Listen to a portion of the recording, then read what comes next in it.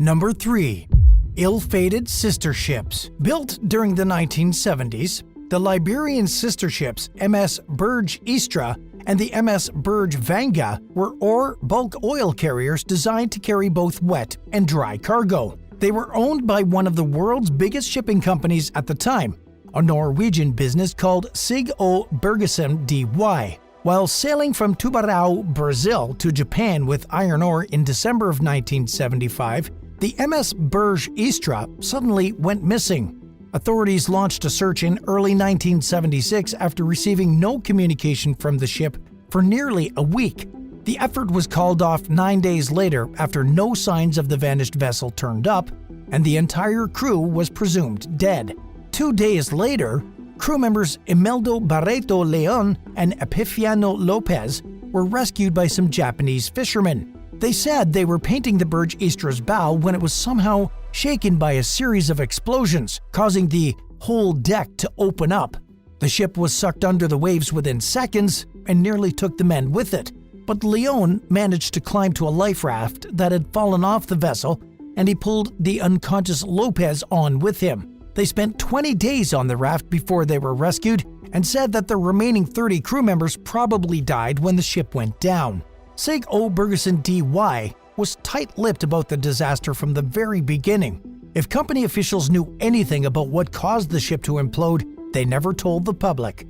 To make matters even more strange, the MS Burge Vanga disappeared under similar circumstances just 4 years later in October 1979. Like its ill-fated sister ship, the Burge Vanga was sailing from Brazil to Japan with iron ore when it fell out of contact in the South Atlantic. A search effort failed to find any trace of the vessel, and all 40 crew members were presumed dead. Traces of debris resembling the ship eventually popped up northwest of Tristan da Cunha, one of the world's most secluded populated islands, but none of the crew's bodies were ever found. There was an investigative hearing after the Burge Vanga's bizarre disappearance, but it was held behind closed doors with no info leaked to the public. Much like the Burge Istra, its findings were never shared, and its tragic fate remains shrouded in mystery and suspicion to this day. Many have speculated that the Burge Vanga exploded like its sister ship, and that the explosions were caused by oil residue in the cargo compartments. But Bergesen never confirmed nor denied this detailed theory. In 2001, one of the company's former captains, Johnny Eilers, told the Norwegian newspaper Dagbladet that he believed that the wing tanks of the Burge Istra, the first ship that sank, were never cleaned properly after delivering some oil. He said that at the time, it was common for officers to lack the proper knowledge on how to measure the ship's gas levels, and that vessels often had very unreliable gas systems. This would have made it fairly easy for the oil tanks to go unnoticed, leading to the production of oil vapor and eventually fire. Eilers went on to explain that the deck's water seal was unreliable in heavy seas, which would have made it possible for the vapor to leak into the ship's gas system and generator. In keeping with Japan's maritime and shipping laws, which required inert wing tanks upon arrival, the crew would have started the generator while heading toward the country. If this is what truly happened, the ensuing explosion would have looked a lot like what the two survivors described seeing. While this explanation seems likely, the only people who have any solid knowledge about what happened continue to keep quiet on the matter. What do you think caused these sister ships to suddenly disappear, never to be seen again? Let me know in the comments below. Number 2. What ate a great white shark? In 2003, scientists tagged a female great white shark off Australia's southwestern coast to record water temperatures and depths. 4 months later, the data indicated that the 9-foot-long shark somehow abruptly dove to a depth of 1,903 feet. The tag's surrounding temperatures spiked from 46 Fahrenheit to over 78 degrees Fahrenheit as well. Filmmaker David Riggs, who was documenting the project, was shocked by the sudden changes. In a self-recorded video, he said that something must have eaten the shark and taken its tag with it. At the same time, he seemed amazed by the possibility, asking, what could kill a 3-meter great white? A beachcomber found the tag just 2.5 miles from where scientists attached it to the shark months earlier. While the creature's fate remained a mystery, this was a telling piece of evidence that pointed toward the shark meeting a violent or possibly tragic end. In 2014, the Smithsonian Channel uploaded the footage of Riggs reacting to the bizarre changes in the missing shark's tag data to their YouTube channel.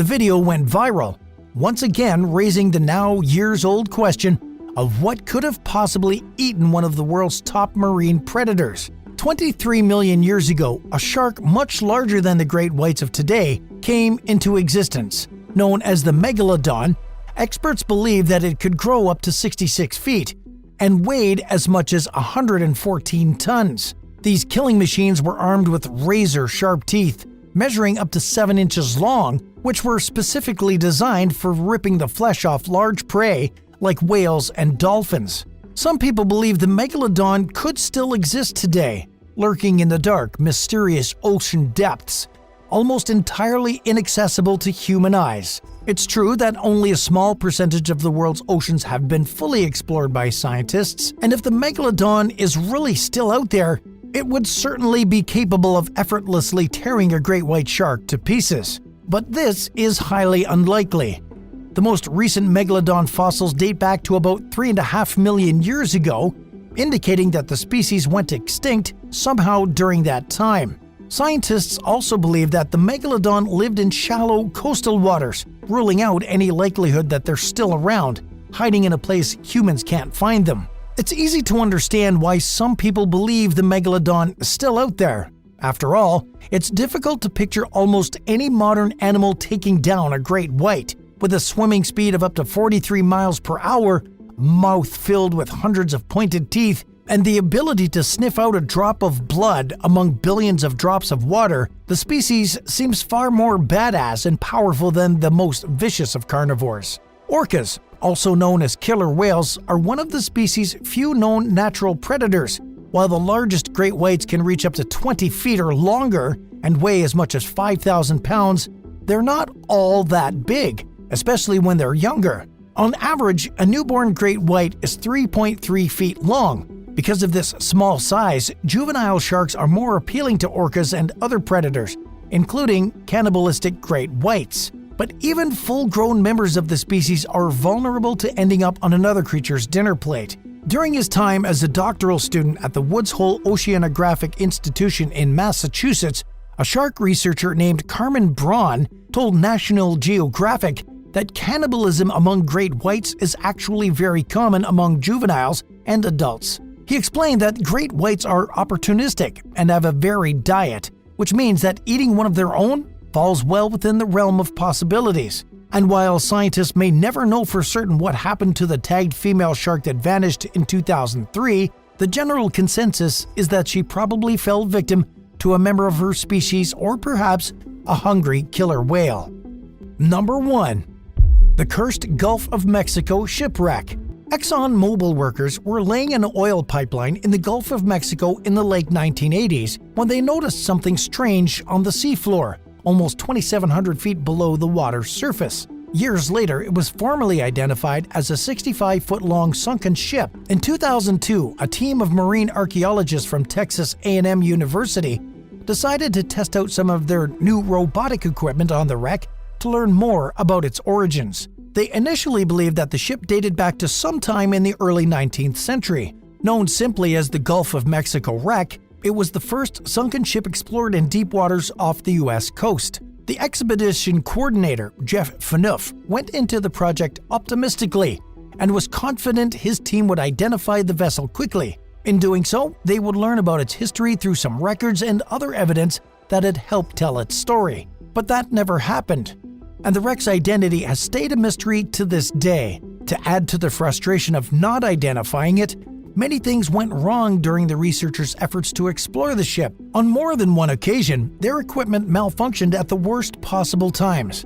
A New York Times article by Kenneth Chang describes how the team's robot submarine steered out of control the moment it entered the water during one of the first attempts investigating the wreck. The sub's tether was entangled in the research ship's propellers, and the vessel was yanked beneath the ship. The only parts of the rover that returned to the water's surface were shredded pieces of foam, as if to let the scientists know the machine was destroyed beyond any hope of saving it. When a scientist and a 12-person crew traveled to the wreck site on the Navy research submarine NR-1, they were lucky enough to get some footage of the ship, but they were disappointed after realizing the vehicle's arms were too short to actually lift any artifacts they wanted to study more closely. A few days later, the The NR-1's captain was able to grab a piece of the ship with the submarine's robotic arm, bringing some renewed hope to Phaneuf and his colleagues that they would get some valuable insight into the wreck's origins. But a hydraulic failure caused the artifact to slip out of the arm's hold as it was being carried to the surface.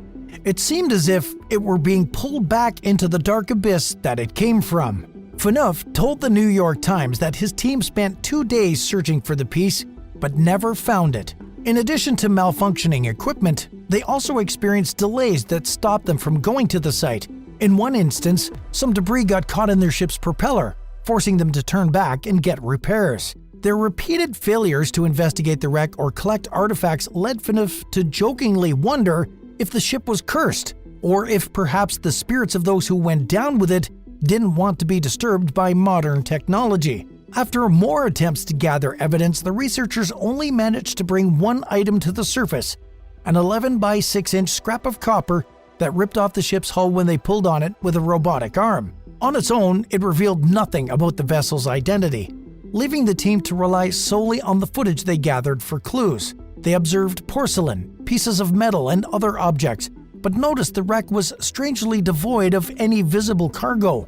There were no signs of the ship's name on anything, which would have been the most valuable piece of information they could have come across. The most telling evidence scientists found was the sheet of copper covering the hull that they accidentally ripped a piece off of. During the late 18th century, the British Navy covered the hulls of its ships with copper to prevent shipworms from destroying the wood. For a short time, the practice became popular among military and commercial vessels, but it was expensive, and by the mid-19th century, shipbuilders started using sheaths made from copper alloys instead of pure copper.